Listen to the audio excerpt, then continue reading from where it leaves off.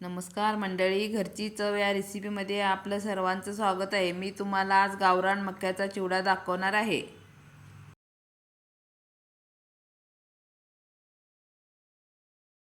जर मक्का कवळा असेल तर खलबत्त्यात थोडा कुटून घ्यायचा आणि जून असेल तर मिक्सरला लावून घ्यायचा. त्यासाठी लागणारं साहित्य: 2 कांदे, कोथिंबीर, कढीपत्ता, मिरची आपल्या स्वादानुसार, शेंगदाणे थोडेसे, मीठ, जिरं, मोहरी, हळद आणि फोडणीसाठी तेल.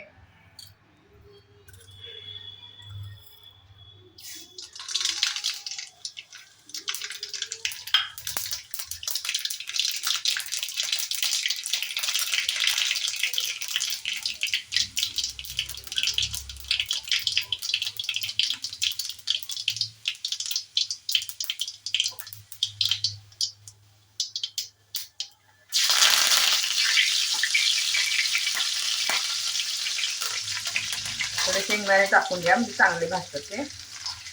त्याच्याबरोबर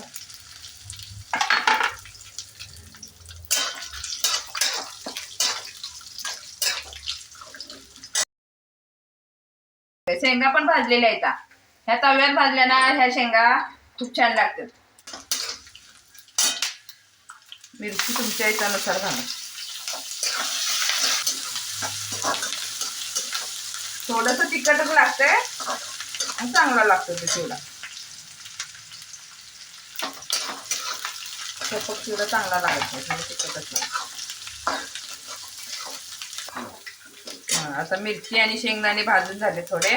आता कांदा टाकणार आहे. मोठे त्याचे दोन कांदे घेतलेले. कांदा भाजल्यानंतर हे आपण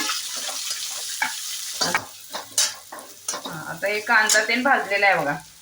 त्याला मीठ टाकून घ्या अगोदरच, म्हणजे मिरचीला वगैरे मीठ लागतं ना, त्याच्यामुळे मग मिरची एवढी तिखट राहत नाही. जरा मीठ थोडंसं जास्त घालावं लागेल. मक्याला, गावरान मक्याला त्याची स्वतःची काही चव नसते त्याला, त्याच्यामुळे जरा असं तिखट मीठ जास्तच घालायचं. त्याचा थोडीशी कोथिंबीर टाकणार आणि वरून थोडंसं टाकणार. आता बघा, मक्का हा एकदम पांढरा आहे. शिजल्यानंतर याचा आपला कलर बदलतो. आता हे हलवून मी सगळं हलवून त्याला आता मी आता हे असं घालून बारीक गॅसवर 5 ते 7 मिनिटं लागणार ह्याला थोडं शिजायला. असं वाफवायला चांगलं 5 मिनिटाच्या वर लागणार याला. 5 मिनिटं तर लागणार.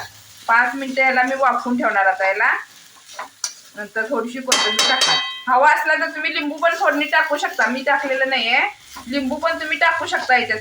हे बघा, आता हे 5 ते 7 मिनिटं लागले याला. हे असं झालं याचं.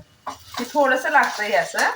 हे काढून घ्यायचं, काय नाही त्याला. चांगलं हे बघा झालं. आता हे आपलं मक्याचा चिवडा तयार झाला आपला. कोथिंबीर टाकून